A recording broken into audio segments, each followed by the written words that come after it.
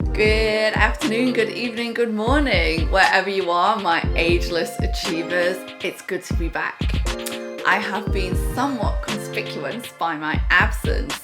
As you know, I've been off, I had a baby, I did some other stuff.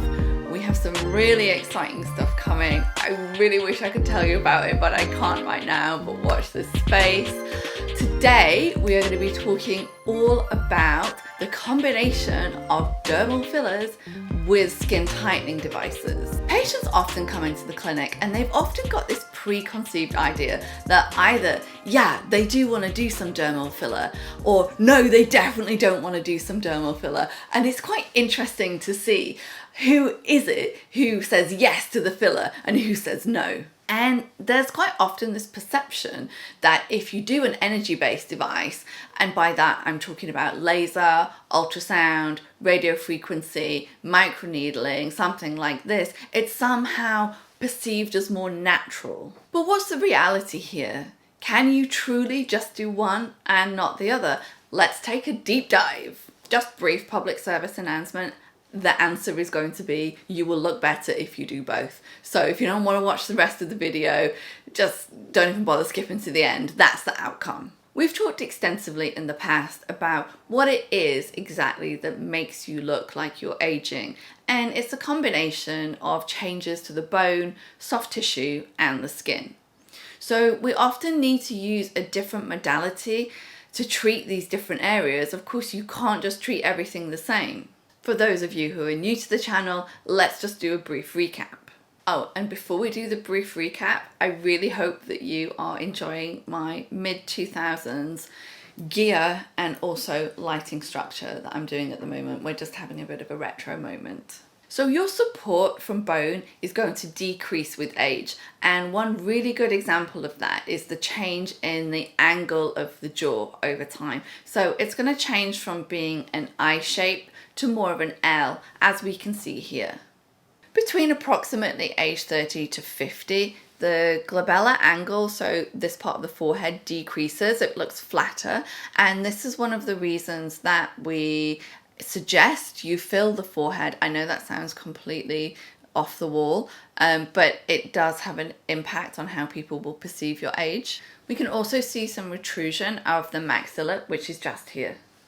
This is going to make your cheek look a lot more hollow and also makes the nasolabial fold look a lot worse. The upper lip also becomes longer. We're also going to see the eyes appearing to be smaller and rounder, which has a rather charming name of senile enophthalmos. Lovely. I couldn't eat a whole one. What's really interesting is although these changes that take place are mere millimeters, it seems amplified through the soft tissue. So what you actually see on someone's face looks a lot worse than what you would see on a CT scan. Okay, so that's the bone. Now we have the fat. Broadly speaking, the fat in your face is going to be split into the superficial and deep fat compartments. The deep fat compartments are pretty well anchored to the bone, the superficial ones are not. The deep fat is there to allow the muscle to glide over them when you're moving your face, because otherwise it would be gliding over the bone, and that doesn't sound very comfortable. The superficial fat compartments, which are more mobile, these are the ones that often will cause issues if you inject into them. I'm sure you've all seen pictures of people who have had the front part of the cheek injected, and it looks fine when they're just static, but when they're smiling, it comes up and this part can look really, really bulky. The facial fat compartments are very compartmentalized, so a change in one, you're not necessarily going to see a change in another. And these fat compartments, they're all going to lose volume at different rates. Shifting and movement in the fat compartments occurs as the ligaments become weaker and the bone underneath remodels. We get this fat redistribution that you can see on myself right now, where the fat will redistribute in the nasolabial area, right here just adjacent to the marionette, and also in the jowl. The third thing that we have to talk about is the muscle. The muscle has this state that we call dynamic discord with aging.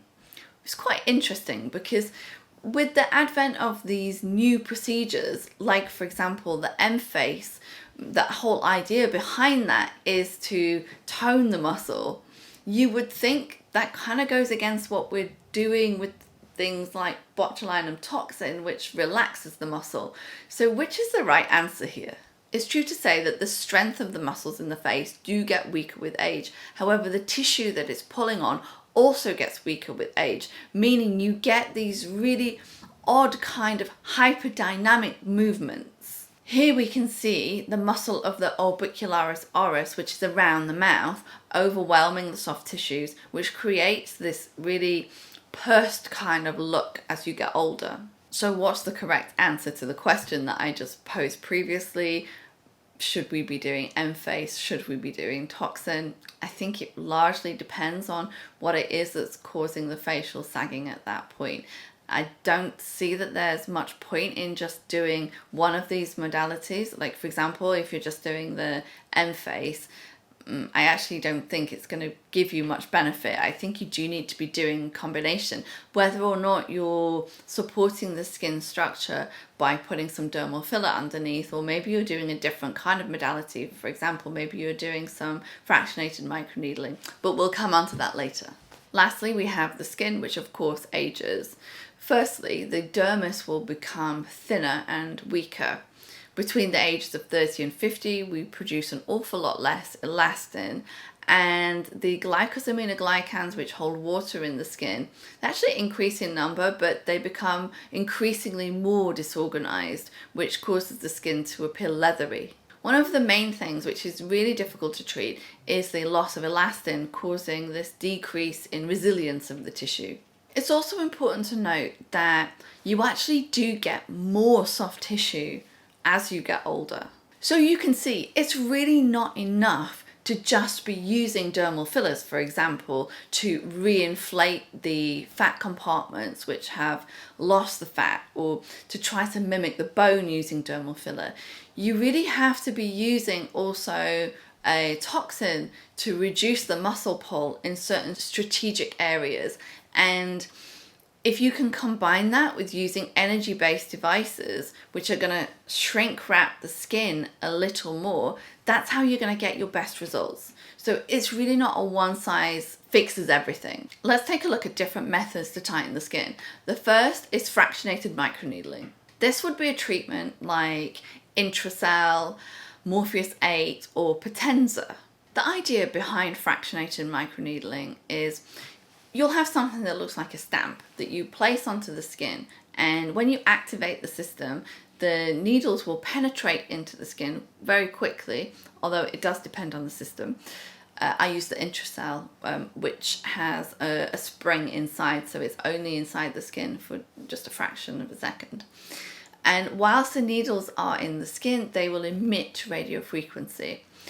So you're going to have different types of device available, and the needles are different. So on some, the needle will be insulated up until the tip, which means that the energy bypasses the epidermis, so the upper layers of the skin, focusing the energy instead into the dermis. Or you're going to have non-insulated tips where there's no insulation at all. The Potenza and the INTRAcel are insulated, the Morpheus 8 is non-insulated. There was one study that showed if you used a non-insulated tip, actually you were not going to cause damage to the epidermis as long as the energy wasn't working for more than 1 second. However, I chose to use an insulated tip because I just didn't really want to take the risk of causing someone a burn. Anecdotally, and this is just from talking to people in the clinic, I've heard that the Morpheus 8, it can be quite painful, and I think it's probably due to the fact that it's non-insulated. The INTRAcel, the device that I use, on the second pass, so you do 2 passes, one will often be monopolar and one is bipolar. The monopolar pass, which sometimes I will do first, sometimes I do second, it can be more painful. I think it's more to do with the fact that the heat is already in the tissue rather than switching between the monopolar and bipolar, because I haven't really seen too much difference. We do use this treatment for acne scarring, and studies have shown between a 25 and 50% improvement in the appearance of acne scars. You'll find it's most effective in box scar and rolling scars, and the least effective in ice pick scars. What's really cool about this type of technology is it can be used safely in all skin types. So even people who have got Fitzpatrick 6 will be able to use fractionated radiofrequency microneedling. There was one study that showed at 1 month, only 4% of patients who were Fitzpatrick 4 to 6 had post-inflammatory hyperpigmentation, and that had all resolved by the 3-month mark. Next up, we've got the fractionated picosecond lasers. That would be something like the PicosurePro, although there are a few other ones out there now also. So with the picosecond laser, you attach a diffractive lens array to the end of the handpiece that you're using, and that changes the way that the light comes out of the machine. It basically fractionates it. So you're going to have these small dots where it's essentially a lot of energy amongst a field where it's very, very low energy. When you use a picosecond laser, you're causing something called laser-induced optical breakdown, which is where the laser is attracted to a chromophore, so for example melanin, and it heats up that particular chromophore so much that it causes like a concavity, which is a little bit different to the fractionated microneedling, which just uses heat energy delivered through the pins. There is a paucity of literature comparing fractionated picosecond to fractionated non-ablative laser. Some studies say it's better, some studies say it's not, so who knows.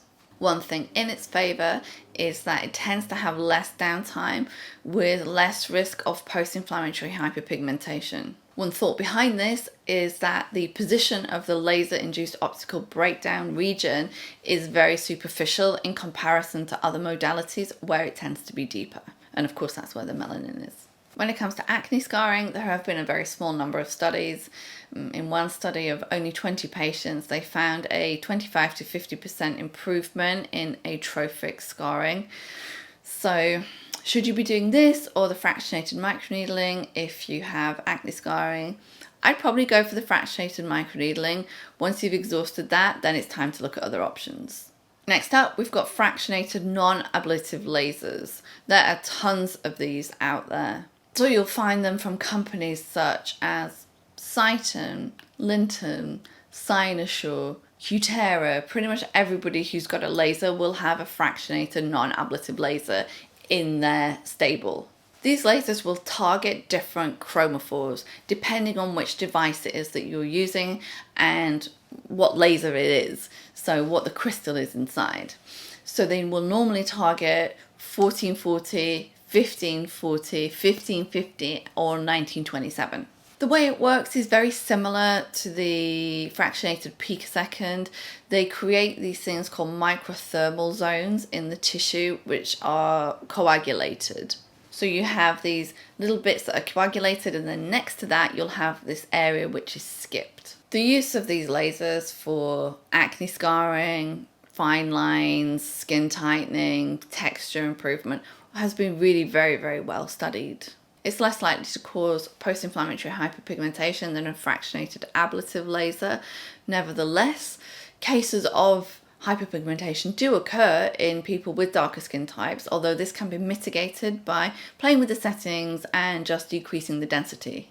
An example of a fractionated laser would either be a CO2 or an erbium YAG, and there are tons of companies that will have something like this. The device that I went for in the end was a Sciton Dual because it has a combination of different modalities on one platform, and it's widely seen as a really good device, so that's why I got it.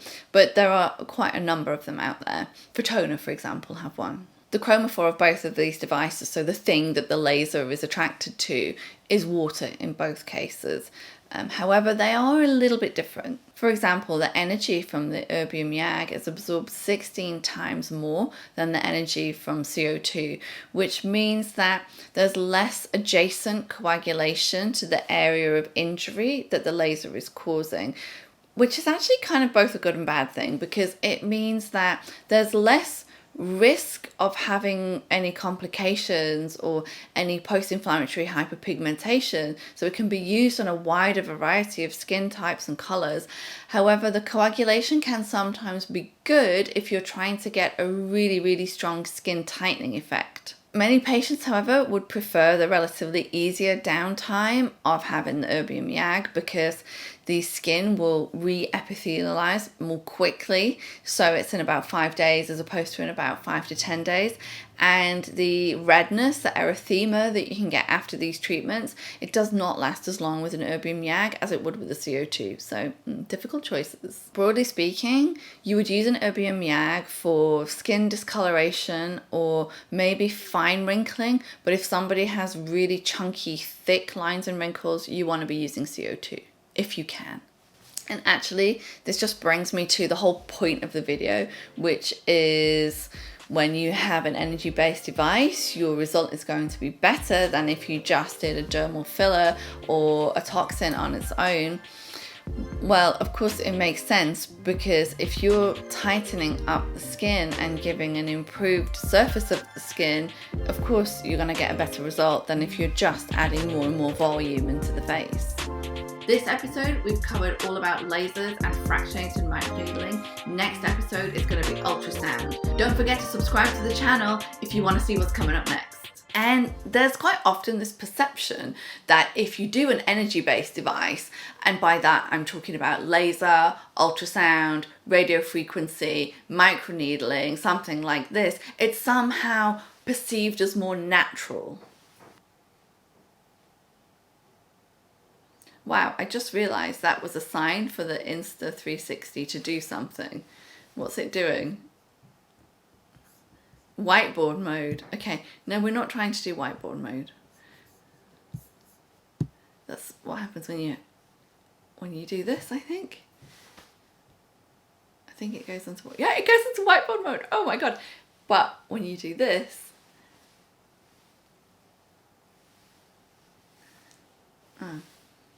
we're trying to get it to go back to the tracking mode. Oh, I'll just do it on here. Okay.